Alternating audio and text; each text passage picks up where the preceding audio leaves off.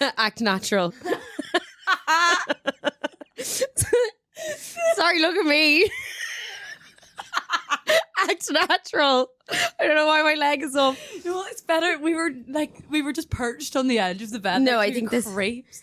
this is much better. So can I tell you when I came in? Remember I was like, I'll tell you later. So I was like, so this morning I got up early and I was like, okay. And Ryan was like, do you want me to drive you in? And I was like, oh no, don't. And he was like, no, I can go into work a little bit late today, so I'll drive you in. And I was like, are you sure? And he was like, yeah. And sometimes I think he does this because he knows that I'm really bad at like navigating around. So he was like, no, I'll drive you in.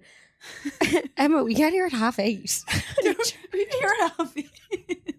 He drove me like a dad outside. There's a window where everyone's having breakfast. And I was like, oh God, she's probably in there having breakfast. So I went, no, Ryan, don't drop me here. Drop me somewhere else. And he goes, but you not want to go in there and get something to eat? And I was like, no. Oh, he's so cute. So I was like, drive me somewhere else. And he was like, okay, grand. And so he drove me around and brought me to the shop and he goes, right. So if you walk down that and you take left, and I was like, no, it's okay. I know where I'm going. So I just sat in the canal and ate my sausage sandwich at 8:30 waiting for you. And then she messaged me at 9 and I was like, I haven't started my makeup. You hadn't even started. Oh, Jesus. I was being that person today because there's nothing worse when someone's early for like appointments. For me, it makes me so angry. I'd rather someone be late. Oh, like when they're sat there waiting for you to be... Yeah, because it's then pressure. But when I was working as a makeup artist, I loved when people were early because I could be like, okay, this is where I'm on time and I need to, they're sat there waiting for me and I can just shift them straight into the chair instead of me running around stressing. Yeah. But I do know what you mean. It's the pressure of someone's eyes on you. And then if you're already running behind and then they're sat there, it's stressful. Like even with work, like, if someone comes down early, like I don't like keeping people waiting. But like then you think of people like doctors. And like you're in the doctor's office dying, and they're like, "Oh, tomorrow. Your appointment's at 9:30 a.m." They're like, in fact, 6 months. Yeah, they're like, "Sorry, no, you can stay there for 4 hours." So it's just that thing of like, I'm always just, especially if it's like now I know I've met you before, but like we met at All Together now, but like if it's your first impression with someone and you're late, I never want someone to think that like I don't care. Yeah. Do you know what I mean? I also think it's a lot easier to be on time for something that's first thing in the morning because you can schedule how you're getting up for that. Whereas when it's like middle of the day amongst other things and you're running around like a headless chicken. I was saying like I've never been on time to anything. Well, that's a lie. It's not that I've not been on time to anything in my life.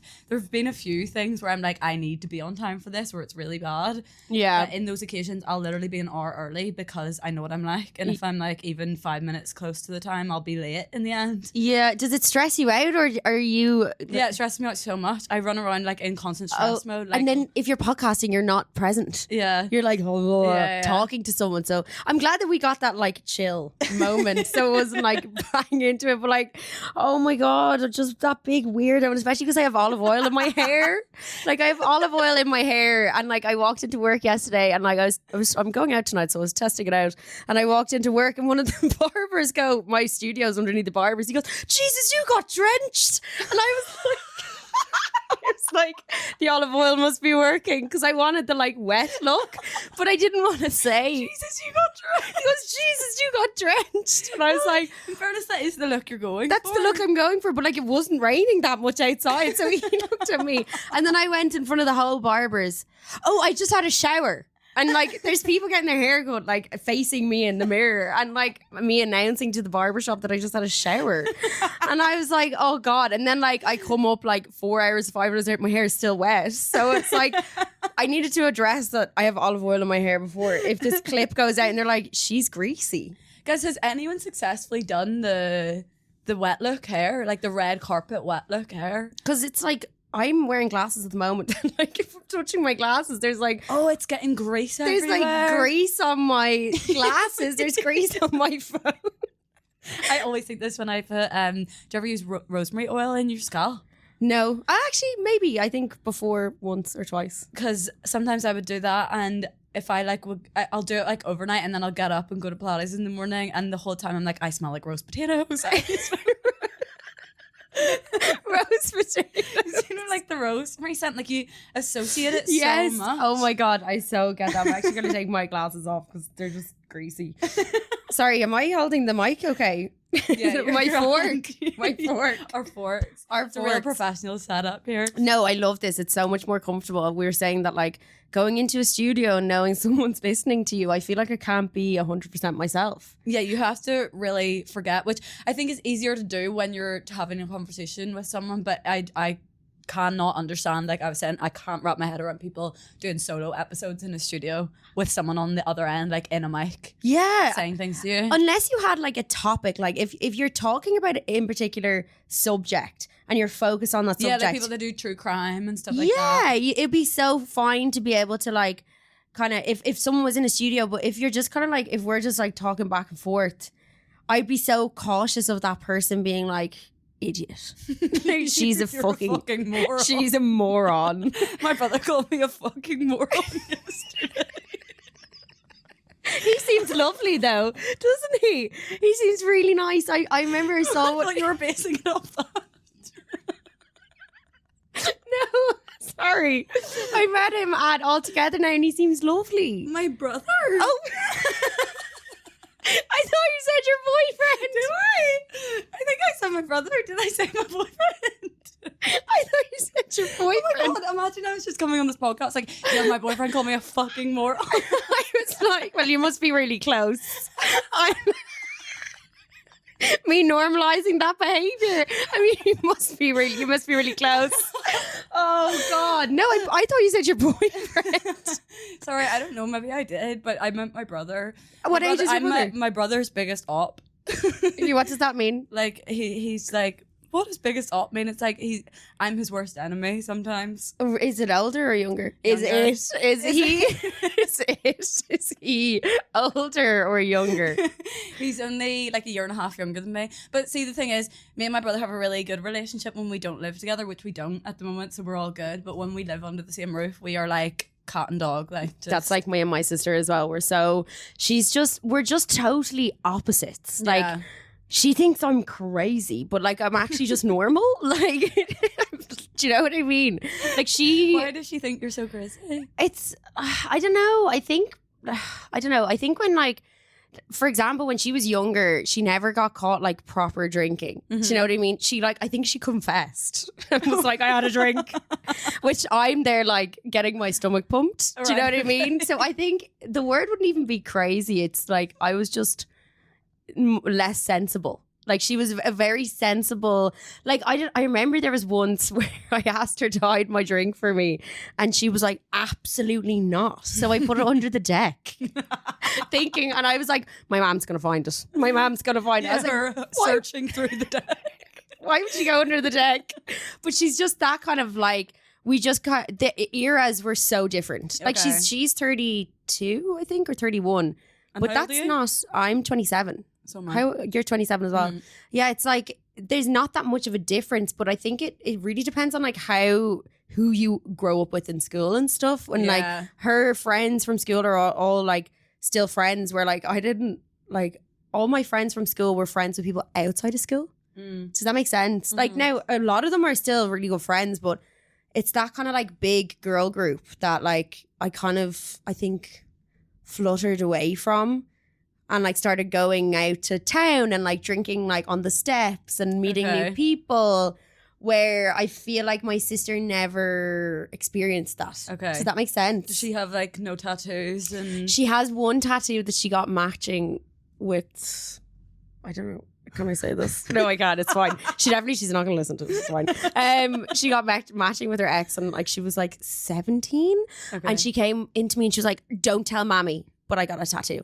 And like that's like telling, like I didn't even know a fish not to swim. Like I was like that in such a bad way. I can't like lie. You know what I mean? No. Like the guilt, like because even when I was younger, being undiagnosed OCD, like I would be telling my mom my thoughts. And you thought you had to say everything. I had to tell her like crazy things, and she'd be like, don't worry, that's okay. She'd probably be like to my dad, Jesus Christ, like we have some nutter, like. But the holding, like lying to someone, or holding like the guilt, like I have like chronic guilt in that sense. Do you still have that now? Yeah, like with anything, like even like only recently in the last maybe year or so, like my mental health is so much better, so I don't have like everything. If your mental health is bad, everything else is bad. Yeah. So like starts kind of spiraling around that in every aspect. Everything. And like it's, you know, you were saying that you may have, am I allowed to say this? ADHD? Yeah, okay. I mean, I'm spilling your secrets here. No, like, I can't not say it. You can edit it out. But like, I'm sure if you're stressed, your ADHD feels so much worse. And you're like, ah. Oh, 100%. It's like that with like intrusive thoughts. It would be one of my major things of OCD is like having intrusive thoughts, and like the whole part of it is not saying it out loud because you can offend someone so much. Like I'd say to Ryan, like if I was having an intrusive thought, like which thankfully I don't have these anymore, but when I was a very insecure person, I'd be like, I had an intrusive thought that like the reason you like to do saunas is because you fancy the girl behind the desk. He'd be like, what? And then he's like, what do you think of me? And it's hard to like, no, that's because I went to a sauna and there was a weirdo behind the desk, and I was already like tripping like in a spiral going in there because saunas just aren't my buzz. And I was like looking around, and there was like these wooden saloon doors. There was like wet handprints on the doors. Everything was like zooming in. I wasn't actually tripping. I was just spiral tripping. And I was like, oh my God, I don't want to be here. But I did it because, I don't know, I guess, I don't know if you do this, but if your partner likes something, you want to be able to enjoy it with them. Yeah. You know, but I ended up like bawling, crying in the sauna. Oh, seriously? Yeah, I bet you love a sauna. I do like them, but I can see how they can be like really overstimulating as well. Yeah. Like where have I? Oh, no. So I did a hot yoga class once, and the whole time I was just like trying not to have a panic attack. Oh my God, I would hate that. Yeah. That's like claustrophobic. It's not like germs, but just the whole thing freaked me out. The cultishness of it, the heat, the like. No, and then everyone coming out after being like high-fiving each other. Wasn't that great? And I was like, you're all fucking insane. You're all lula. But that's the thing about saunas. I feel like there's a particular male in this aspect that like, now Ryan isn't that male, but like it's an older male that you'll find them sitting there like withered for like half an hour in the corner of the sauna going, oh, isn't this great? Oh, aren't we so lucky? And I'm like, ew, get away. So like I left the sauna in a panic, and like all my jewelry, like I've done them before, but like all my jewelry was like burning me. It starts to like burn your skin. Yeah, and I was just like, oh, I'm such a phony, because like I was like, yeah, I've done saunas before, but I wouldn't sit in there for that long. So I came out, one of the men in the sauna came out again, and he took a shower, and he goes, oh, are you not going back in? And I was like, ugh. And like kind of was like, fuck off. So then he went back into Ryan and was like, oh, I think your girlfriend's out there sitting there. Oh, you just tell her to breathe, you know, keep breathing. And I was like, oh, that's exactly like mansplaining the sauna. And Ryan goes, she's done a sauna before, she just doesn't like these ones. And it sounds bad, but it's like the public ones. I'm like, oh, I'd rather do it with all like women in my gym. Oh, like when you book a session almost. Yeah. Do you know what's really nice? The ones that do you know the ones and it's like on the beach and you book a session and you go for a cold water swim and then you go to that after. Yeah. You're really looking forward to it then because you're so cold from the sea. So is that how it works? I've never been to one of them, but there's loads in Dublin now. Yeah, like they're now popping up everywhere. I feel like saunas, Pilates, and like I would say coffee, but maybe not. That's where that's where the money's at these days. Like if you open a sauna or a Pilates studios, you're going places. You'd be so surprised though how non-profitable, but how low the profits are in coffee places. Yeah, I'd say so. Because by the time you pay all your overheads and people are just it's not like bars where people are drinking like drink after drink, like people are coming to you for one coffee. Yeah, that's so true. That's so true. I feel like as well there's like so many coffee places that if you weren't good, you'd be fucked. You'd be fucked. Yeah. See, I don't drink coffee that much. I know this about you because I heard on the podcast. I was like, when you said a tea, I was like, I offered you a coffee because I was a big freak standing outside your window waiting for you. So I was like, I might as well go get her a nice coffee. And then you were like, oh, I have you a tea. So I was like, okay, fine. Because I wasn't actually going to drink a coffee, because if I drink a coffee, I'll be wired. Oh, yeah. And like, you're tattooing later. Wired, like kind of feeling sick. And yeah, already like a lot of adrenaline for a day that's in it. You know what I mean? There's too much adrenaline, but like if I really want to spice things up, I'll have a coffee. Yeah. You know? Like I feel like neurodivergency and coffee can either go really well or awful. Oh yeah, it can go so badly. If I'm particularly nervous about an episode, or if I'm doing it in a studio where it kind of puts my body in a bit more of a like uneasy situation, I can't drink coffee because my heart rate will be like through the roof. If anything, I'll be like taking a beta blocker for it. A beta blocker. Yeah. What did you say earlier? Oh, wise up. Do you not say that? What does that mean? I was like, oh, wise up. Say wise up. Well, like, I thought that was an Irish thing. I mean, have you had to Belfast? I've never said wise up to someone. Oh, like wise up. No, like grow up. Grand, like, is it like, oh, grow up? No, it's not grow up, because grow up is like, grow up's a bit mean. Wise up is like, oh no, wise up, you're grand. Like, no, don't be silly. No, it's like, don't be silly. I read it as like, oh, grow up. And I was like, oh, love. I was like,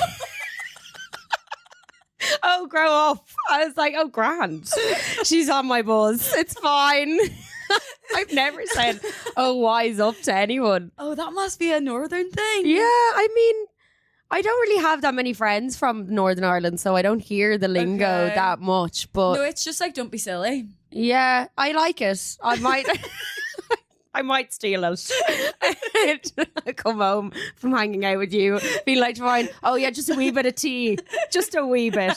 And then do you not say that either? No, I don't say we. Do you not? No, I think that was an all Ireland thing. I think some people say it, but I definitely don't say it. It'd be weird. Like, imagine you're listening to my podcast and I started being like, oh, wise up, guys. Just a wee bit. I literally wouldn't bat an eyelid. See, that would go over your head. Yeah. When you're in Dublin, do you notice the like... Yeah, the different slangs. What's one that you would notice? Well, we say a bit, but you say like ride instead of shag.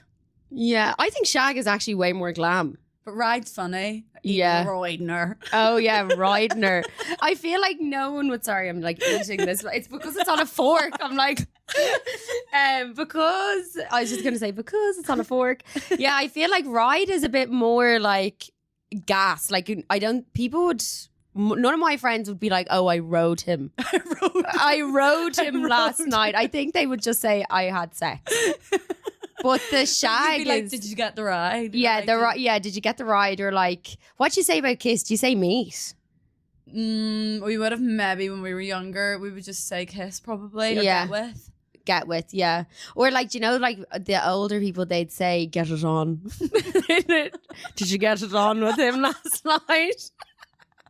Oh God, I'm so scared I look like a pedo in this. I think the camera's far enough away that you can't really I'm see like our faces. Messing with my glasses. I'm like, I'm trying to see myself. And then I just said you look like a pedo. I said that around my friend the other day, and she goes, oh, children are definitely safe around you. I was like, thanks for letting me know. I don't know. Every time I feel like I look weird, I'm like, oh God, I look like a pedo, which I probably shouldn't say that. Probably shouldn't say that. Something about me is giving pedo. Yeah, I don't know what it is. Sometimes I think it's the no brows. No, I love the bleach brows. How often do you have to do that? Like my brows are only like a shade darker. Oh, seriously? Yeah, I used to get so much stick in school for having, like, you have a proper shape to your brow. I don't have, like, do you want to feel, this is not from bleaching before people go, nice because you bleached them. Oh, I think it's like singed. Like, it's like bleach. Wiry. Sorry, they actually feel really good today. Of course, it's the day that someone feels them. But maybe it's because they're bleached, but they look really normal bleached. So they're only like a shade darker. So when I bleached them the first time, I thought I was just doing, I actually did it for like a gag. Like I was going to a theme, like a Met Ball gala themed party, and I was like, oh, this is so different, even though like everyone has bleached brows. And then I realized, I was like, this is like the like best like upkeep ever, because like I'd sit at the mirror and I'd do eyebrows for like an hour before I went out, because I don't have it's a shade darker, so I'd either dye them into a shape But like when I look back on photos, I'm like, that was crazy. Like I had like black eyebrows and blonde hair. Okay. I feel like it suits some people, but like it definitely didn't suit. No, it looks really good on you. I've thought about it, but my hair is not blonde enough to be doing bleach brows. I think you either need to have like really dark hair and go with bleach brow, or you need to have really blonde. I wanted to bring up because we have a few things in common, right? Yeah. First thing, Miley Cyrus obsession. I knew you were going to say this. I actually knew you were going to say this. Do you know that I picked Miley for my confirmation name? Yes. Yeah, like, oh my God. Like that. And everyone thought I was, good. That's major. Do you know what I mean? I have a Miley tattoo there. Can't fight the devil on my tongue. Cringe. That's a bit cringe. That's so good. It's actually not that bad, but. That's unreal. No, it's not that bad. Have you done all your own tattoos? Most of them on my arm. I didn't do. You probably can't get up there. I didn't do the Cynthia one. No, I did this one in the mirror. Did you? Like backwards. Oh my God. It was the worst decision I'd ever made. And I was crazy. looking in the mirror and I was like, why did I do this? And like, if you can see, like some of them go like the wrong way. Like this one. Notice. I wouldn't. Yeah, no, it's actually grand. But there's no tattoo that I hate or anything. But like I started on my arm. So it was, like my own guinea pig, I guess. Like I didn't do this one. But I did this one. Like I've done most of them. This is so cool. Like which one? Just the font. I know. Oh, it's so funny when people are like I'll have my gloves on and work and they'll go. Sorry, we're talking about her boyfriend's name tattoo on her hand. Yeah, I have my boyfriend's name tattooed on my hand and it's like the generic, like every parent's worst nightmare. It's like, please don't get, they're like, please don't get tattoos on your neck. Name. Never anyone's name. Please don't get on them, on your neck, on your face, on your hands. And then that's fine. And then I went and I got his name tattooed on my hand. But it's so funny because people will be like, I'll chat away to them when I'm tattooing them and then they'll be like, oh, well, I'd never get like, someone's name or anything. And I'm like, yeah, I know. Haha. And then I'll take my gloves off and they're purple. They're like, oh God. But I know some people's reactions to it are so like theatrical. They're like, oh, Jesus. No, and I'm I love shit like that. I think it looks deadly. I think it looks so good. I think it looks really good. But sorry, Miley Cyrus obsession. We have that in common for sure. It's been a lifelong love affair. Do you know her album didn't get what I thought it was going to get? I know. I agree. I'm still as obsessed as ever. No, I mean like the public didn't react to it as much as I thought they would. Yeah. I've been listening to the music and I'm like, this is amazing. Like it's actually kind of like a masterpiece. Like it's when you listen to the whole album through and through, it's like completely a masterpiece and you can see how much work went into it. But it's so funny how her least favorite album is the most popular one, and that's the one with the mullet. That's always the way. Isn't it? It is always the way. I guess it's like, I was gonna say, also it's because then it becomes so bait out because they've like had to perform that so many times because it is the most popular. So they're just like probably sick of it too. Yeah, and also when you look back, like she was obviously anytime she goes through anything, she cuts her hair. Yeah, should we notice that? And like I cut my hair into a mullet. Did you? Yeah. Based on her? Yeah. Seriously? I got a mullet. Oh God. No, it was so bad. I also in this time I got a gold tooth. Did you? Yeah. And like, do you know what? I actually miss her because I actually was quite like fearless back then. Like I think now when I look at myself, like I would never dream of cutting my hair into a mullet because I'd be so worried about how I'd look. But like back then I didn't care. Yeah. Even though like how old are we talking here? Where I'm saying like maybe like 4 or 5 years ago.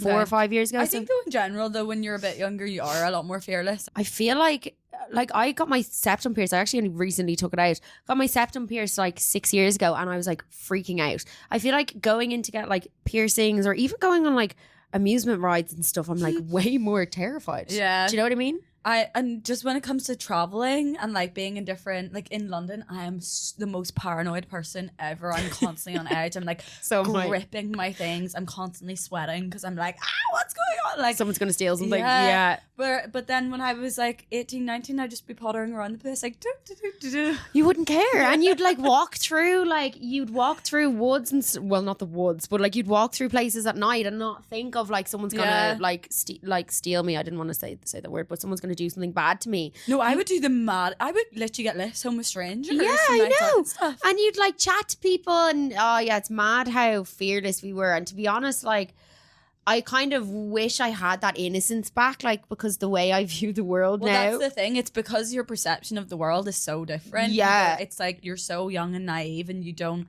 have as much of a perception of how like dangerous things can be. Like you see the kids these days. You see the kids these days. As if I'm 90. Like, I'm a kid as well. Fucking hell. But you see the kids these days, they are shown so much. They know so much. Like, they're very exposed. That's the word. They're exposed to so much. Even when it comes to like a lot of the like videos from like Gaza and stuff, people are so desensitized to things that like it's actually scary how desensitized that like that should be so shocking to see that, but and we like just see it constantly. Imagine we saw that when we were 19 or even like 17, 16, like the things that we see or videos that go viral of like people being like hit by buses and people are like, did you see that? Yeah. And it's like, that's so mad. I know, everything's just treated like swipeable content that you just like move on from. Like, no wonder your brain's going fucking haywire because of everything you're seeing. Yeah, that's the scariest part, I think, is the younger generation growing up thinking that this is normal when it's not normal. Just being so desensitized to it. I was actually talking to my mum about this the other day because I got this really brutal message from someone recently. I don't know if you saw it in my story. I put a screenshot of it up in my story, but basically he was just giving me dogs abuse for posting something political, right? And he was being like, you stupid, dumb, little, like, blonde bitch and all, like, you, like, just going absolutely in on me. And my mum was like, God, that was a lovely message, wasn't it? And I was like, yeah, Jesus. She goes, do you get that often? And I was like, that was particularly aggressive. Like, that's very, like, giving kind of red-pilled content. Like, you know, someone's been real sucked into that. Where he just hates women and wanted to take something out on me. Because sometimes what can happen, your Instagram or some like a video or something can get put into like one of those threads, those like red pill threads, and everyone can be like, you know, report this account or send this girl hate because she stands for everything that we are against, type of thing. Yeah. And if you find yourself in something like that, it can be so brutal. But I was saying to my mum, I was like, I can't even imagine what it would be like to have kids in this day and age and have to think. Like, it used to be like when they were bringing us up, the biggest thing you had to worry about was them not getting kidnapped and them stopping them drinking in the park at 12. Yeah, and then like maybe making sure they're not getting bullied in school. Yeah, like that was it. You didn't have to worry about everything that happens online, which is so much to think about because your screen time can be 8 hours a day. Yeah, and that's 8 hours that you're not having any control over what they're consuming. Yeah, like it actually would send me into an orbit thinking about raising a child in that. I know, and obviously like that adolescence TV show. That, do you know what the thing about this is, like, when you raise awareness about something, there's always someone on the other side that starts this like stampede of, well, blah blah blah blah blah blah blah. That's with everything. Like, I saw something yesterday which I don't even know how it came up in my feed, that this is a bit off topic, but it's like, apparently someone released a skincare line for kids, right? Okay. And I was reading the comments. Naturally, like years ago, I would never click into the comments before I actually watched the video. But now you do, because you are like, it's nearly like we're setting ourselves up for like, what is the right opinion here? Yeah. What is the right opinion of what we're looking at this video? Because if I go into this video and go, oh, that's kind of cute, and then you see in the comments, oh, this is so bad, you feel kind of like stupid, or everyone wants to be within the same like barrier because of that. Like you, like I've never heard the expression red pill. Oh, it's like really far right, like misogynist like kind of content, the scary like people. Vibes. Oh yeah, like the scary people. It's like, yeah, it's like you don't, no one wants to be on that side or even considered being on that side. Yeah, even if you want to set yourself so far apart. Far apart that I actually feel like we're like, nobody has their own opinions anymore either, because we're so, but like, honestly, with this kids skincare line, some people in the comments were like, let kids be kids, they don't need skincare lines. And then there was mothers in the comments being like, my little girl watches me do my skincare routine all the time when she tries to use my stuff, and like, I think this is a great idea because she wants to be involved with me. And it's like, I can see the two sides of it, but it's like, we're actually so opinionated. Can someone just like just leave it? Like, someone has to say something. It's like you're putting garlic into the fucking air fryer and it's like, you have a fucking air fryer, would you not put it into the oven like a normal person? It's like, there's something to say. Now, I'm lucky that I don't get that much. Yeah. Touch wood. Fuck me. Like, touch wood. But, like, I don't think I would be able to handle that, what you got. Like, I would be upset about that. Like, that horrible comment that you said that you get them kind of often. No, I don't get I do get abuse anytime I say anything political. Which, so then it definitely is a choice to keep saying political things. Of course. So I can 100% see why people are turned off of ever. Like, I think there's so much pressure on people with platforms to speak out about everything. Yeah. And ultimately, well, you shouldn't look to the people that you look for like fashion and makeup advice for like for all your political knowledge. Number one. Not. And number two, like, to expect that of everyone is so crazy because of the backlash as well, and you don't know people's mental health and like if they're willing to, like, what headspace they're in and if they're willing to receive that and stuff. Yeah. So, like, there's so much to consider, but I think like that pressure will always be there because it's like, well, if you don't speak out, then you're not using your platform in the right way. But then if you do, you get dogs abuse from the other side. So it's just like it's such a, I don't know. It's such a mind game of it's a lot of pressure. Where do I sit within this? It's a lot of pressure. I think just the influencing world and as a whole, like, say the influencers that have thousands upon thousands of followers, I could only imagine the pressure that they feel to like keep up and maintain with people's opinions on them as well. Yeah. Like, even like beauty standards and stuff like that. Like, you know, I'll see people, you know, constantly glam in all their stories. And I'm like, that's probably like an upkeep or a pressure that they feel like they need to, especially if you're like a makeup or like fashion influencer. Yeah. Like, I feel like you have everything. So it's like you can go on your story and you can wear no makeup and you can just chat and no one's going to be like, she doesn't have her hair done. Do you know what I mean? But the people who are like fashion influencers, like, there is a lot of pressure. They do get a lot of stick. I also give them stick. Like, you know, I mean, come on.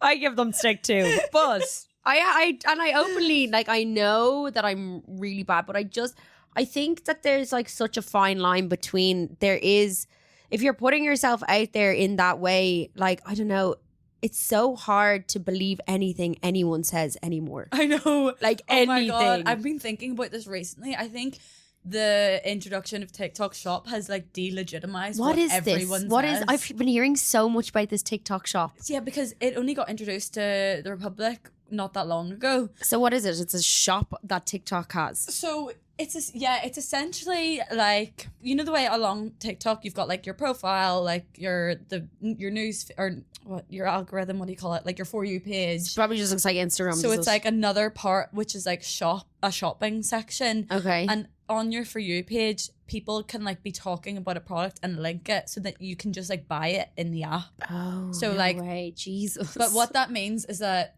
you're not just having like traditional influencers posting about things, you're having everyone ever posting about anything because you get commission off of sales. Oh my God. And so every second video, if you're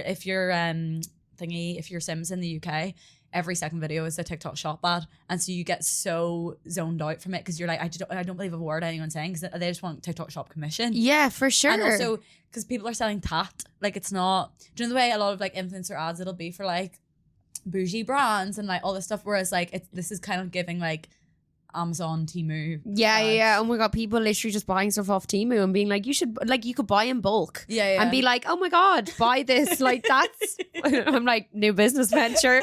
Like, that's a good idea. Do you know what I mean? People that's like linking mental. Like a £2 hairband because, yeah. That's crazy. Yeah, this is what I mean. It's like, I know that I say this all the time, but I really do think when TikTok came about, Reels obviously was copying TikTok. That was the end of the world. Like, that was the end of everything. And everything Instagram does now is trying to copy TikTok, and it pisses me off. What's this new update? I don't have it yet, but I saw on your story. What is it? Don't download it if you can't, but I have it set on my phone to like automatically update. But yeah, it's like where it basically just means you swipe through all the different, it's so hard to explain, but basically it's making the experience so unenjoyable, and I'm like, you're actually putting me off this app. Like, I don't want to spend any time on it. See, a lot of people have gone to TikTok already. Like, have you noticed? I've noticed it with my tattoo page in particular. Like, when I went through like a big like removing and like unfollowing loads of accounts on Instagram because I feel like people are becoming really particular with their feed and what they see. And especially like years ago, we used to, like, I was following like all of the Disney Channel stars. I was following all these people. Australian like influence. I was following mental people that I was like, why am I following these people? And like I went through, and I know that like my tattoo page, for example, could be one of those accounts where people are like, why am I still following this? I don't even like tattoos. Tattoos aren't in style anymore, so people don't like them. So they're like, why am I unfollow this bitch? But like anytime like I put up a tattoo post, I'll lose so many followers because people, because people are like, oh fuck, like why am I following this page? Which is fair enough. Like it had its prime time back in the day, but like as the years come back, though. Do you think? I don't know. Tattoos are a weird one because like obviously like it's tough because they are expensive to get and people are limiting what they're doing and how they're spending things, and like even the clients that I'd see monthly or like every 2 months are probably saving. I'd see them now maybe every 3 months because they are saving to go out for dinner instead, and they're picking other things, which is totally understandable. But the tattoo industry is crumbling. Like it's crumbling. People are fucking losing their shit. I lost my shit. It happens monthly. Like you have a good month, you have a bad month. It's like now become like to succeed in anything, you have to be a content creator as well. To succeed in anything. Like even if it's like coffee. I know, it's insane. It's you also mental. have to do content on top of it. I know, because I have a friend who's an artist and I'm always like to her, like, you would sell so many paintings if you put it online. She's like, I don't want to become a content creator artist. Like I am a traditional artist, and I it's addictive. That way. It's addictive. I've never put out a reel for like any reel I've put out are probably like their personal reels of like my summer and stuff like that. Never have I put like a reel out that I'm expecting it to go viral because I'm like, this is literally me dancing at a festival. Like, no, that's not going to go viral. Do you know what I mean? Like, I'm not going to be, anyway. So, but that feeling of even just checking to see the views, it's mental because we all have it at the back of our heads that this could be the one. I'm going to go viral. I really want to get to a place where I can just post and go off and that be it and not think about it for the rest of the day. And do you think about it a lot? Like, I'm just like so addicted to my phone that it's just like a second hand, like, or a third hand. Like I'll just constantly pick it up and it's not even funny. It's just I would say that as well. People like, you have to. This is another thing I was gonna, because when I was saying about things we have in common, I was gonna be like, and we say every phrase wrong. So Emma, I recorded a podcast yesterday and Now You See Me. You know the movie? Oh, okay. That's my favourite movie in the whole world, right? The third one's coming out. I'm going tomorrow. I don't think I've ever seen this. Oh my God, it's my favourite movie. Anyway, but there's a guy in it that's called David whatever. And anyway, whatever way I was trying to intimidate it in the movie, I was like, David Attenborough. And like, I only listened back to, I'm talking about a magician movie. And I'm like, David Attenborough.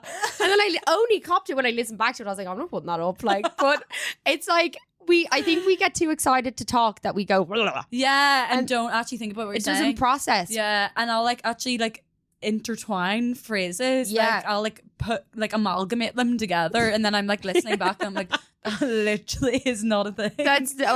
But you know what? I think the people that listen to us get it. I think they actually understand what we're trying to say. Like sometimes I say things backwards and I'll be like, oh, just the buzz. I'm not going to try and say something backwards, but I'll say something. When you try and do it, you can't. You're like, how? That's impossible. It's like nearly a skill. But that's so funny that I definitely do that, and you do too. I'm like, you do too. But it's nice though, because it means that you're not a fucking robot. Yeah. Do you know, it's AI will never be able to imitate us. No, never. But it is like, I think listening to people, like I was explaining to Ryan your podcast, and I was like, our podcasts are quite similar because it is just kind of us talking. And do you know when someone says, what's your podcast about? Oh my God, I never know what to say. It's the worst question ever. Yeah, I'm like, I'd love to tell you something intellectual right now, but I'm just going to say it's me chatting shite. Yeah, and they're like, but like, is there a theme? And I'm like, No. No, I mean, obviously back in the day I was like depressed, so I was mentally like mental health podcast. Mental health, yeah. And like I hate saying that because I'm like, it is still a mental health podcast because I do talk about mental health, but like I'm not crying down the phone being like, help me. But I would say that doesn't mean that like you're a mental health podcast. It means you're good at openly talking about your mental health. And so that's an aspect of you and your podcast. Yeah. I wouldn't box yourself off like that. You're just good at speaking about things like that. Yeah, it's just like, Yeah, when someone it's like the worst question. It's like when someone says, "What's your podcast about?" You're like, "Oh God," you feel like mortified or something. And then they're like, give me an example. Like, what did you talk about last week? And I'm like, oh Jesus Christ. Yeah, you're like, oh well, last week I was telling the story about how I got a coffee and it was they're like, okay. Especially this day and age, podcast. I even telling people that I have a podcast, I get embarrassed because I know that there's so many podcasts. Everyone has a podcast. I agree, but I prefer saying that I am a podcaster than like an influencer, social media or influencer. Really? Person. Yeah. I think there's more, and sorry, this isn't me holding any judgment for anyone that doesn't have a podcast, obviously, but I just, like, I think there's more respect for podcasters than for, like, influencers. Because everyone's always trying to, like, get away from the name influencer. Yeah. Content creator is a new one. That is actually, like, makes sense, because I feel like I saw that, like, a video and it was like, oh, who told me that to be anything in this world you have to be a content creator, which is true, because it's like, content creating, like, you're not exactly influencing because, like, you're making, well, maybe you are. I feel like everything is influencing these days, but, like, well, that's the thing. And on a micro level, you'll be, like, influencing your friends. Yeah, like influencing. If you're a tattoo artist and you're making content, you're influencing someone to get a tattoo. Yeah. So basically, or you're influencing other artists. And, like, what you're doing. Wait, I want to get into, you were talking about the tattoo industry. Yeah. Seeing a big dip. Oh my God. And this is the effect. Well, obviously, as we spoke about, it's like the recession, but it's also the effect of the clean girl epidemic. I promise you it is. I swear to God it is. I had someone message me, guys, listen to this. Genuinely, I've been tattooing for 7 years. I've been in the studio for 7 years. I tattooed her in my first year of tattooing. She messaged me saying, hey, can you delete this? And I was like, okay. And it was like a tattoo, like, I think on her shoulder or something like that. She sent me all the posts of her with tattoos. This is from ages ago. From 7 years ago, being like, can you delete this? And it was linked in with posts, like with other pictures. So I was like, oh my God. I was like, I bet you I won't be able to delete this without deleting the whole post. Thankfully, I was able to. Yeah.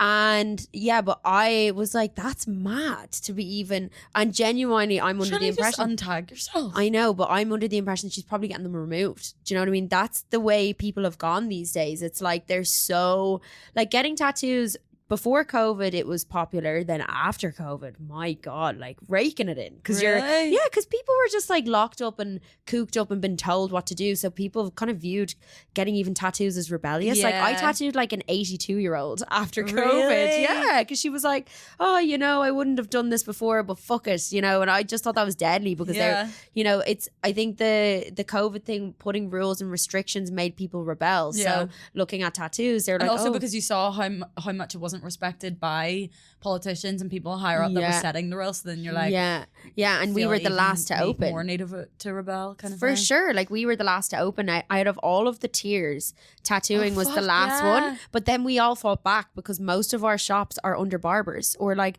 if the barbers are allowed open, why aren't we? Because like it's within our nature to be hygienic. Yeah. So like you wouldn't see a barber. You already have all those processes in place anyway. We'd have to, because we're dealing with blood. Like, I remember there was a advice that I got from a tattoo artist when I was starting, and I was like, is there anything that you could tell me? And he was like, treat blood like dog shit. You don't want it anywhere. Like, you don't want blood anywhere. It's like so dangerous to deal with. Like, you have to be so careful. But that was the thing. Like, back then, I don't know, it was exciting because there was a new style of tattoos. People were getting like the simplistic, like, fine line, which weren't really that popular until maybe like around that time, or just before COVID. Because now that there's tattoo artists there that they spent years perfecting their portraits, these fuckers like me are coming in being like, do you want a square or a horse? And we're taking over. And those people who have spent so long perfecting their portraits are going, fuck's sake. But that's, the times changed. And now it's like, we went from really heavy to simple to nothing. And it's like, I think it's mental how, and sorry to say as well, that the clean girl aesthetic also really affected eyelash extensions and hair extensions. And makeup artists. Makeup artists, yeah. You're a makeup artist. Yeah. So I don't take like back-to-back you were a makeup artist. Yeah. I don't take like back-to-back clients anymore, but I do weddings and stuff now. But like, I know a lot of makeup artists that really suffered through the clean girl epidemic because epidemic. It actually is. No, it is. Because people weren't coming to get the full cut crease and the winged eyeliner and the contoured baddie look. Like they were just learning how to do their little skin tint and mascara at home, and that was in. So why go pay a makeup artist? Yeah. Like, and I get it. Like it was crazy to think about. Like you would have regular clients come into you on like a Friday and a Saturday. Yeah, to get their makeup done. Yeah. But that is like unheard of now. It's like only for special occasions. Yeah, it's even which is again also obviously because of the recession, but it's definitely the clean girl thing ties into it so much too. Yeah, I mean, do you know what annoys me about the clean girl aesthetic is I don't necessarily think people wanted to be more natural. They just wanted to be on a trend. With the trend. And if you are wearing a cut crease and like liner and stuff, you don't look like your favorite influencer anymore. So therefore it's not in. I don't believe that, because you could view the clean girl aesthetic as like, oh, that's really nice. People are appreciating themselves for, you know, like less makeup is more, and we don't want to hide our beautiful skin as much. But I really don't think that it even came to that. No. So I think it is. I think there are like a percentage of people now that are kind of rejecting it and being like, you know, had maybe fallen for the trend, and now they're like, actually, I want to have fun again. And we're seeing it obviously with like King Kylie era coming back, and even just like makeup brands in general, like bringing a bit of fucking fun and color back into the things that they're bringing out. Like for so long, it was just like, I mean, don't get me wrong, their products are gorgeous, but like just the really basic like bronzers and clean girl blushes and skin tints and things, and we're like, can we please have a bit of life back in this? Yeah, I love that interview. Did you see the interview of Kylie? And she was like, they're like, what did you wish you did more of in 2025? And she's like, I wish I wore more makeup. And I'm like, love such a good marketing tactic. And I'm like, but yes, girl, like, not that, like, but guys, we can never win. It's like we wear too much makeup. We're like, we need to wear less makeup. We wear less makeup. And I'm not trying to say that like, oh, people should be wearing more makeup. You shouldn't be doing anything. But if you are a girl like me who loves a thick black eyeliner and you love like thick black liner, go do it. Like I used to work for Urban Decay, and like, oh my God, the glitter pen and the gels and the colors, like that was so much fun to like mess with. Oh my God, I miss just like doing, you know, those cool, and people would love it. Oh my God, the compliments and the questions you would get. It's on like, nights it's out. ours. You would go to the gay clubs and everyone would be swooning over your makeup. Yeah. I do think it is coming back, but there's hair extensions, even the likes of like, I have these little strips in my hair, right? And like my friend got them for me in her work, and she was like, oh, I just found these in the drawer, like you can take them. To put in hair extensions back in the day, you would never put them in yourself. You obviously I used to go and get them like professionally done, and you know, you would never think to do them yourself. But now online there's so many tutorials, or you'll see people be like, oh, I just put this in my hair, or I did my perm tint, like my eyelash tint at home, and everything's like doable at home these days. So like beauticians, everyone are suffering now. My sister is a beautician and she does nails. I think nails are booming. Nails are really booming, actually. They'll always be booming, I think. It's a habit. We all do it. And once you start getting them done, you don't want to not get them done. If you have, also because even if you are falling under that kind of clean girl look, like people still get like their nails done, or like they'll see, oh my God, my new favorite influencer has beige on their nails. Everyone has beige on their nails. What the fuck? I'm sorry, but like, come on, like. I know it's so contradictory for me to say this, because I always give out about tattoo artists saying like, you go in and you say, can I get a heart? And it's like those big scary rah, and they're like, oh, that's not, you want a heart? That's not worth my time. And then I'm like, imagine going into a nail tech and saying, sorry, I just want a clear coat, and then saying that's not worth my time, I'm a nail artist. So it is like contradictory, but it is sad that like there's like no expression anymore. There's no self-expression. It's like the way to be good looking or like in with the trends is to follow these rules, and that's like neutral colors, no makeup, slick back hair, gold hoops. And it's like, yeah, it's just a bit sad. I know. It's just a bit sad. And it really, to me, I did speak about this in a podcast, and I'm trying to research it at the moment, but I'm struggling on the concentration front with researching anything, to be honest. Oh yeah, fuck that. Fuck that. I'm always like, I heard this.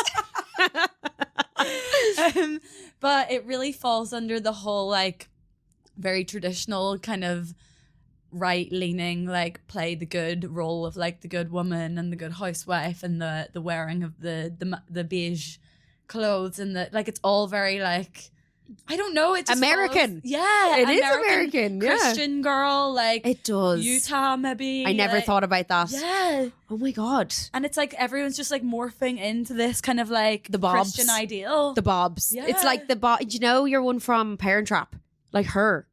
I can't even think. Do you know Meredith Blake?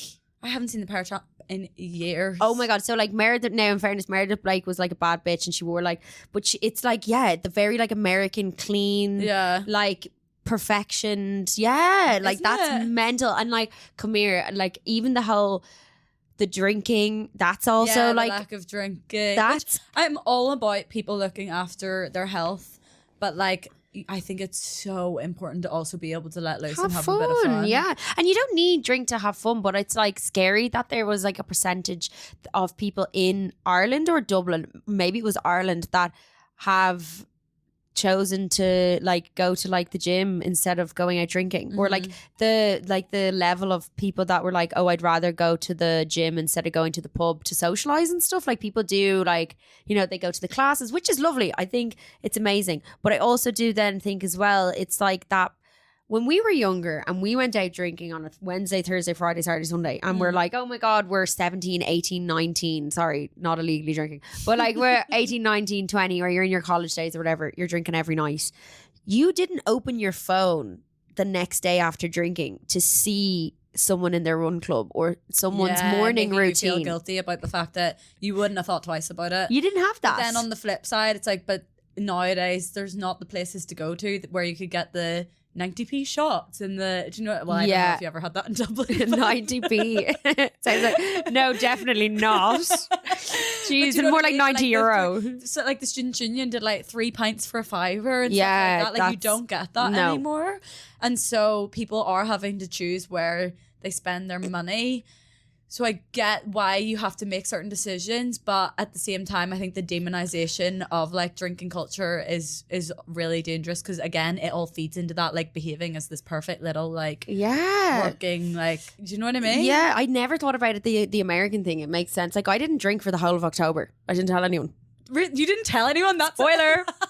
You see, if you met me in town, that was a non-alcoholic. Or do you know what the biggest achievement there is? Not telling anyone. I didn't tell anyone. Your whole personality for the moment. I literally like my best friends knew, and like Ryan knew as well. And like I said to Ryan, I was like, "Don't fucking tell anyone I'm not drinking." And he was like, "Yeah, I won't." But like, why? And I was like, "Because I don't want people to. I just don't want people to ask. I don't want to." The only reason why I didn't drink was because I basically felt I had a really bad hangover. I feel like my body is like really. I'm allergic to alcohol, but certain alcohols I'm okay with. And I had a really bad hangover. Like it was so bad that I was like shitting and puking at the same time. I was this, like that's bad. Like it was like my body was like, get this out of me. Yeah. So I was like, okay, I'm gonna just chill it for the whole of October. Now I would never say I'm sober because I'm not sober, but I wasn't drinking alcohol, and I was like going out on nights out and like having a buzz, and like I had like a fizzy dilute in my hand all the time. No one knew. Question it. No one knew. There's been times I go out and I just literally order soda water and people just assume it's a vodka soda. Exactly. Yeah. But the reason why I didn't tell people was because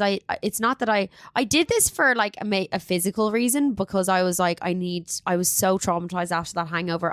My muscles were sore from like aching. Aching.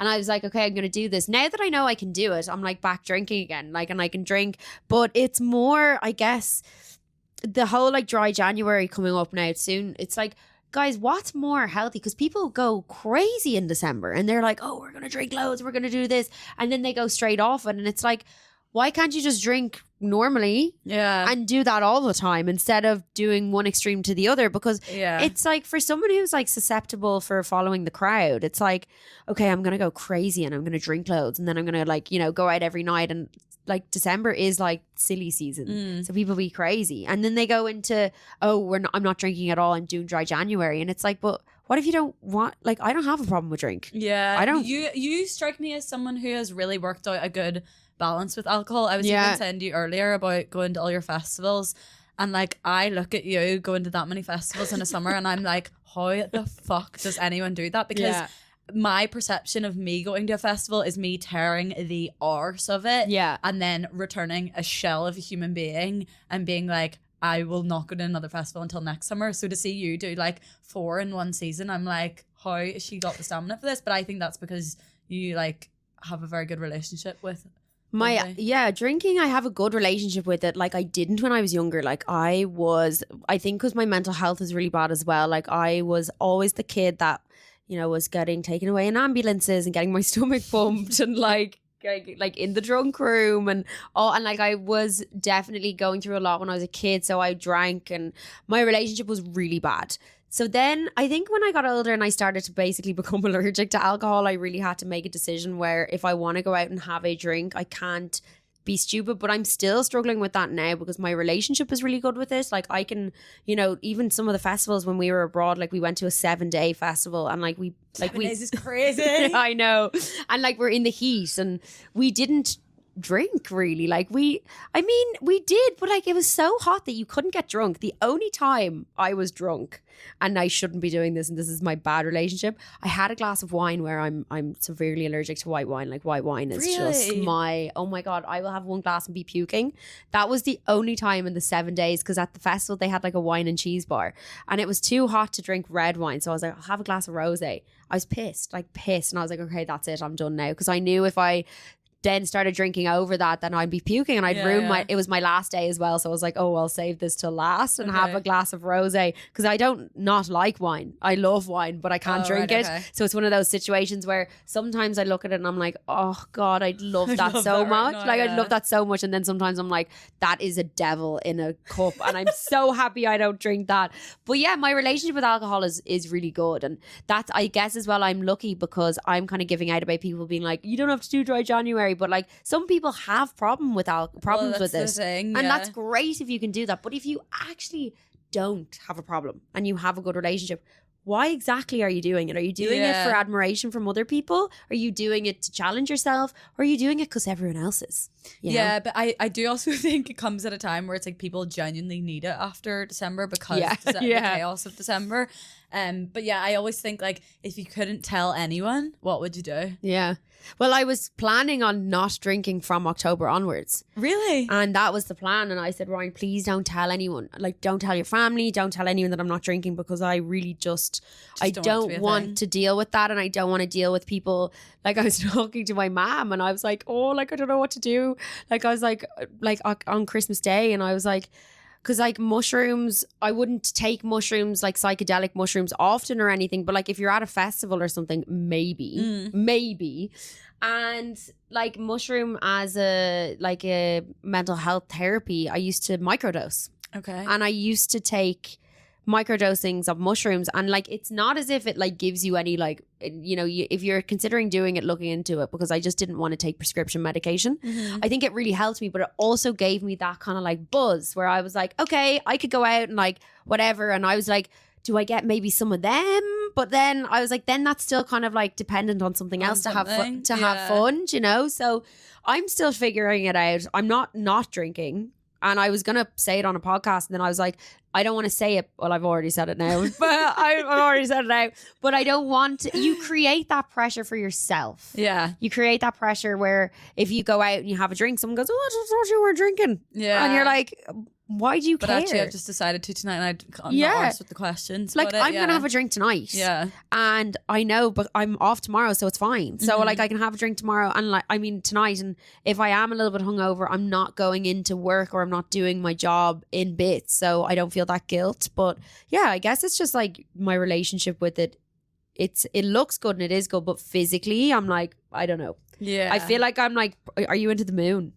Yeah, a little bit. I feel like I was purging last week. When there was the big full moon. Yeah, I was purging, and I feel like alcohol was one thing that just kept coming to my brain, being like, you physically can't do this anymore. And I was like, fuck, because I don't want to give up. I love having a drink. It's like, fuck. Sometimes you just go through different phases of your life. Like I had a stage where I think I went sober for a few months, and I just really needed that at that time in my life. Whereas now I'm like, I don't want to be sober. Yeah, I'm never sober. Like, meaning, like, I'm sober now, sorry. But, like, meaning in a general sense, I would never tell people I'm sober. Yeah. Never. Because I'm not sober, and I'm not pretending that, you know, I'm, like, that whole, like, sober.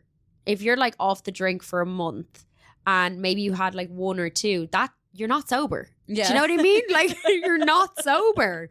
People use that like, oh, I'm sober. And then like, or do you know the Berlin people that they're like, oh, I'm sober. I'm Berlin sober, taking loads of drugs. They're like, oh, I'm Berlin sober, but I'm also drinking paint acid or a paint stripper. And I'm like, oh, really? It's like, I don't drink anymore, but I'm also taking a fucking paint stripper. So it's like, that whole sober is like overused. Yeah. Way too overused. I've become a real wine fiend, which is so weird because for so many years I couldn't get into wine. Like even my parents would be drinking it around the table. Everyone would constantly be offering me a glass. It's also a very easy thing to drink when it comes to prees and stuff, you know, just buy a bottle of wine.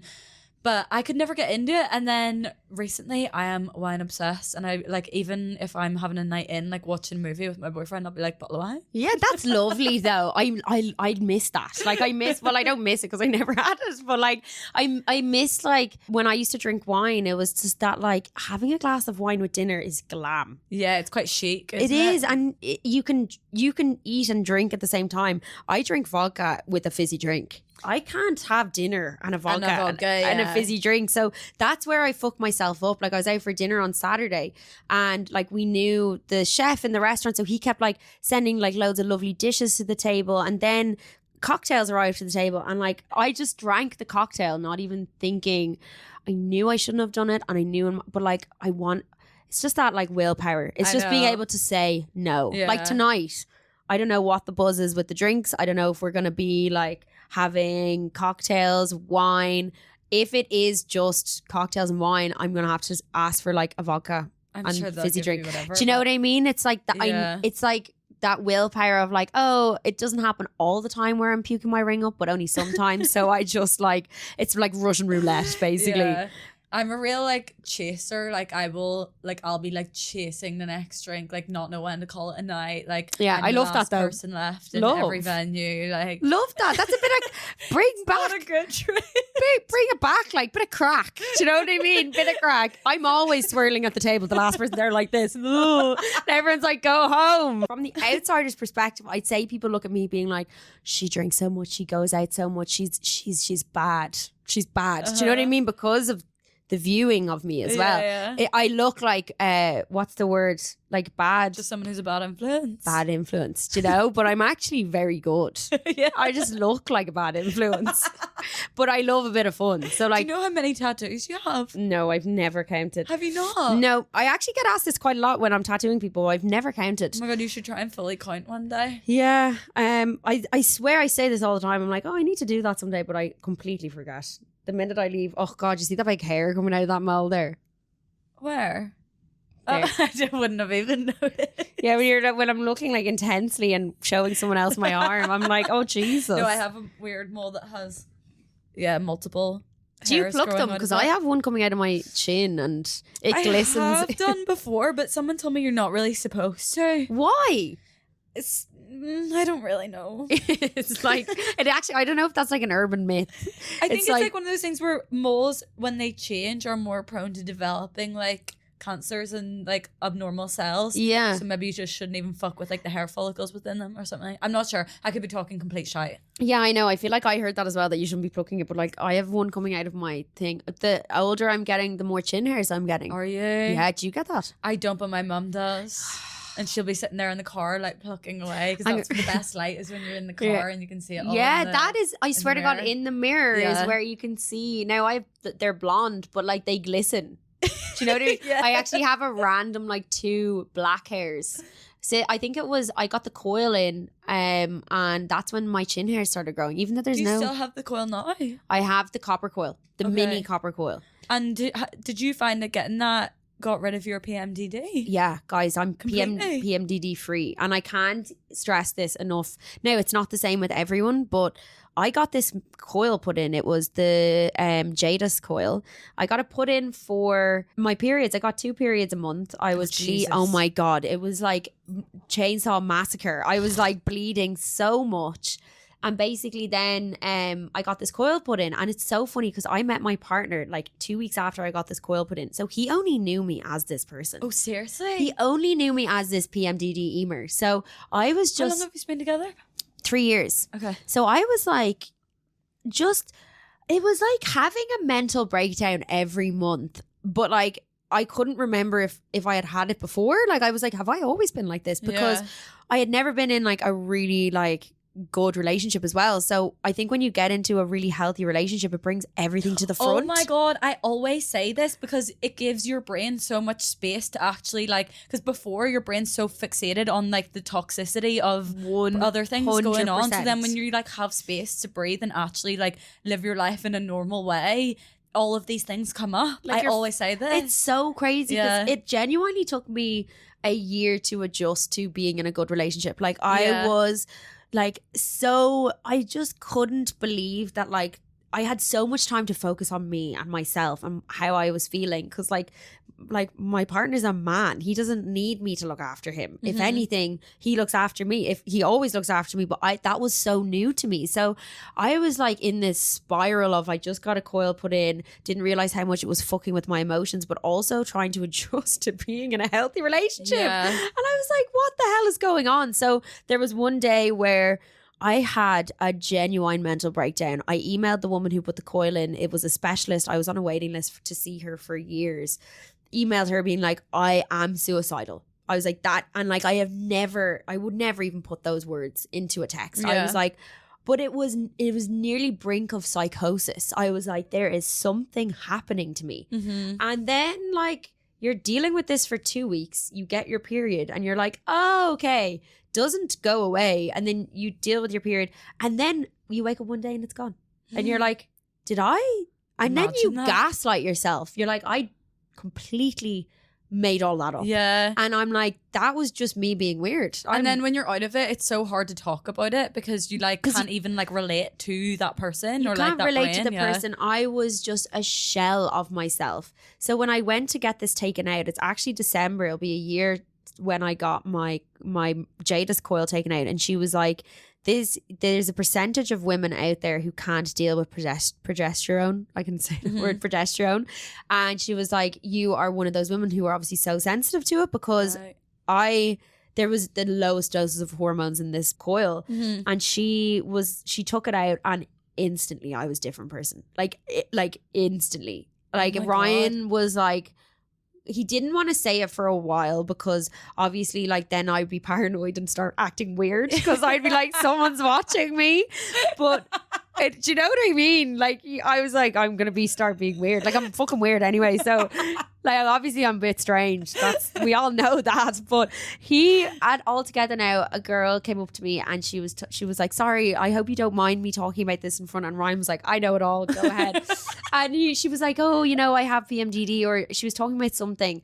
And Ryan took the reins of the conversation and went, honestly, like she's a different person. And to hear that come from someone who's been with you through the ringer and like seen you only as that person and still loved you, I was like, oh my God, like obviously I was a nightmare. And like PMDD is no joke. And it's like, the fact that I feel this and to be able to turn around and say I'm PMDD free is crazy. And I guess what I'd say to people is, don't stop trying. Like if there's don't just accept that is your if you have contraception, take it out, try something different. There's and like, some people will say, oh, I have PMDD without having contraception, because that is a thing as well. Some people have gone on the pill to stop it and it's worked. Yeah. So don't listen to anyone being like, you don't need hormones in your body or all this everyone is different. If you don't agree with hormones, that's fine. But some people need that to be balanced out. I know. I think people need to stop demonizing the use of hormones and stop seeing it as contraception, but actually medication for that thing. I know a girl also that had PMDD and she said starting to eat red meat just completely stop the symptoms. Really? And antihistamines, because there's something to do with your histamines. Your histamine levels with PMDD. Yeah. And if you take an antihistamine every day, now I still take an antihistamine every day because of my nose. I'm a snotty girl, so I'm just a snot everywhere all the time. So like... So basically, I just take it every day. But if you take one of them every day, apparently it really does help your symptoms as well. Now, there is if I am mentally in a weird position, my period will automatically make it worse. Like I have that brain with OCD and PMDD, and I hate using all these labels. I have everything. I've all the letters in the alphabet. It's fuck off. But it is true though that OCD and PMDD, they are a cocktail for disaster. Well, yeah, because that would flare up your OCD probably so much when you're in that headspace. So I was crazy, and like actually crazy. The PMDD genuinely could, it changes someone completely. Like it changes you completely. And I saw this video of this girl, I think it must have went viral because it came up on my feed, and she was crying her eyes out being like, this is what PMDD looks like. She's in her car. I don't know if you saw that. I think I did, actually. And she was like, oh my God. And do you know what? How detached I was from it. I was like, do you know, I actually can't even feel what you're feeling. I know what you're feeling, but the feeling of it has left my body. My God, that's crazy. Yeah, I'm so grateful. I feel like everything happened for me in the right time, though. Like everything just kind of fell into place, and I never thought I'd be at this place of mental health where I'm like even sitting here talking about it this way. Does OCD show up a lot in your life at the moment? Yeah, for sure. I think because now I understand it so much more, and I think because I was so obsessed with having OCD, because once you get like that like clarity where you're like, I know what's wrong with me. There's so much more things that are accessible to us to read about. There's now these videos and stuff which are really helpful, but also it's like, if you do this, you have OCD. If you do this, you have autism. And it's you know, you can't actually escape having something wrong with you if you do have something wrong with you. Do you know, it's like everywhere. But I do find that like the one thing I can say now openly, and it's like a little bit emotional, that like I think that having OCD is one of the best qualities about me. Yeah. Like I honestly do. And it's horrible, and there's days where I'm like, I wish that I didn't have this. If I didn't be this way, I wouldn't feel this way. And it is awful, but I also think it makes me. Yeah. And it makes me the weird person, like 100%. Yeah. I saw someone talking about this recently in a video, and they were like, things that I thought were just my personality but is actually my ADHD. And in my head I was thinking, no, but that's still your personality. It's just that you've gained some of these traits through having that, but that's still you. It's just like learning to also deal with them in the right way and to kind of use it to your benefit sometimes too. For sure. I think that like obviously there's times where I'm like, fuck this, I don't want to be thinking about this right now. Like for a while my like OCD, like some of my intrusive thoughts were like sexual, and like it's so like, and I had them as a kid as well, and like that's like I'd be confessing things. Like I remember I confessed to the priest, you know, when you'd go into school and you'd do like those confessions. I think I like saw a picture of Zac Efron naked. No, I think I saw him with a shirt off, but I envisioned him naked or something like that. And like I told the priest in school that I was like, oh, I envisioned Zac Efron naked, and like I don't even think I saw it. I think and that was so confusing as a kid, because I would have these. The thing is with OCD is you feel it as if it's happened. So if I have this thought that like there's one like a reoccurring thing whenever I'm leaving the studio, I have to make sure everything's plugged out. And like I take videos and I'll take pictures, but like that feeling of like walking away and going, I left everything on, you feel it as if you've burnt down the whole shop and everything's on fire and it's all your fault, and you feel that as if it's happened. So it's the like shaking that, like it's like letting these compulsions take over your life, but also like the physical feeling of thinking these things. So as in a relationship, you could imagine like your partner gets that a lot. Like I used to like be like, say for example, an intrusive thought, oh my God, maybe he's having a secret relationship with the girl in the sauna. Like never, obviously, but I would feel that as if it happened, and it would multiply and multiply, and like my thoughts of it would get so bad that I'd have to be like, I have to tell you this. Yeah. I get it off my chest. That person's still sitting there with it, and you're now clear until the next thought comes in. So once it's like you get into this really bad addiction of like coming clean, which that's when I was like, okay, I need to go to therapy. I need to try deal with this in a better way. And like, yeah, I guess like there is still things like being with someone who is in a relationship.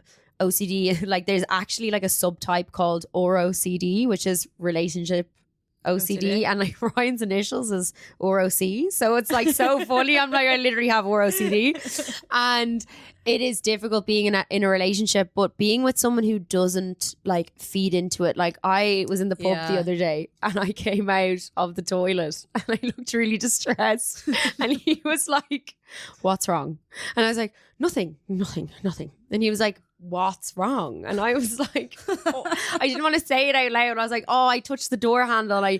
There's a particular pub that we go to and I don't like touching the door handles in the pub. And I like, I touched the door handle. I don't have any sanitizer in my bag. And he was like, oh no.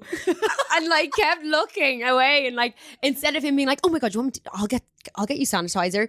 It's like taking the piss out of you, being like, no, obviously to an extent, but like being with someone who doesn't feed into it. Yeah.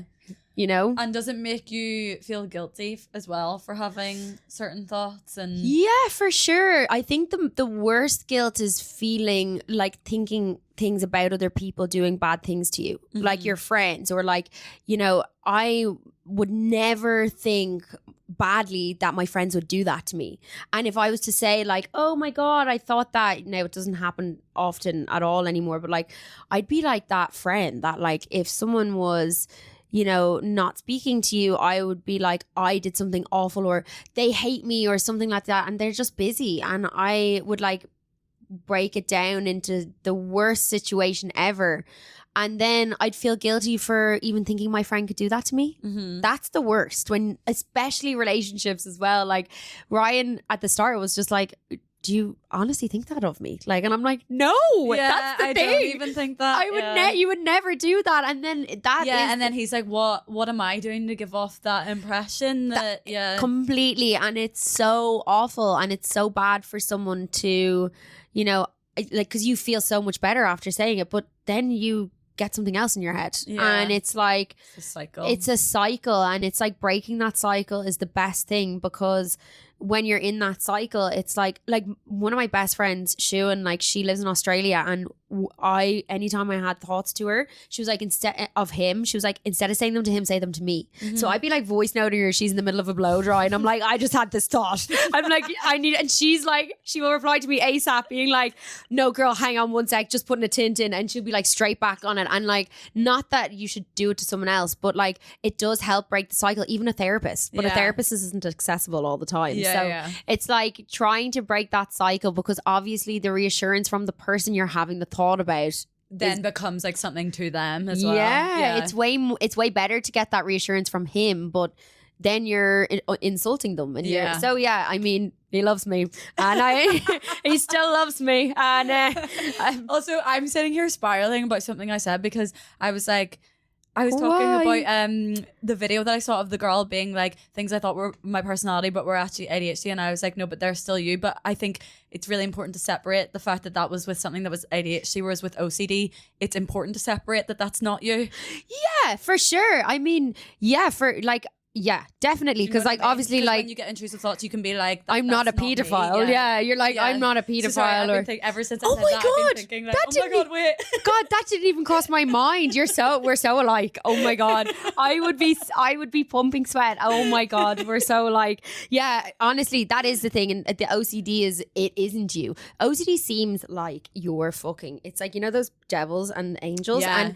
And in a way, from a young age, whatever happened to you, a lot of people with OCD, it's trauma based, like something you've gone through. And like I didn't go through a traumatic childhood, but there were things that definitely I know kind of where it stemmed from, even from a kid, like really young. I used to I got my babysitter to ring my parents, and I'd be like, you guys you're getting into a car crash, I'm never going to see you again. Do you know what I mean? Like I'd have these thoughts, but like, as a young kid, you'd think it's real. Like, you think that's real. So my babysitter would be like, sorry, like, Dar, like, sorry, Alan, and Dar, I'm so sorry, but she was insisting on ringing you, telling you that you're going to get into a car crash.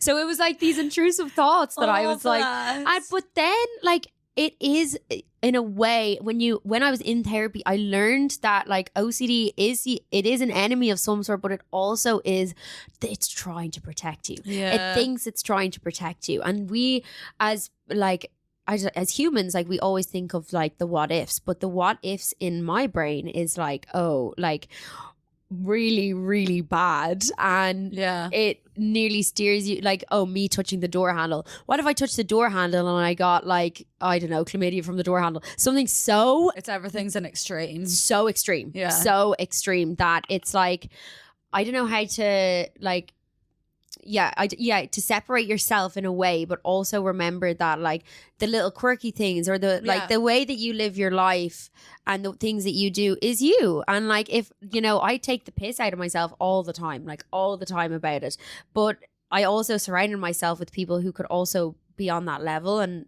I think with OCD, it is viewed as like, oh, my room is so tidy, and like my room is the biggest mess.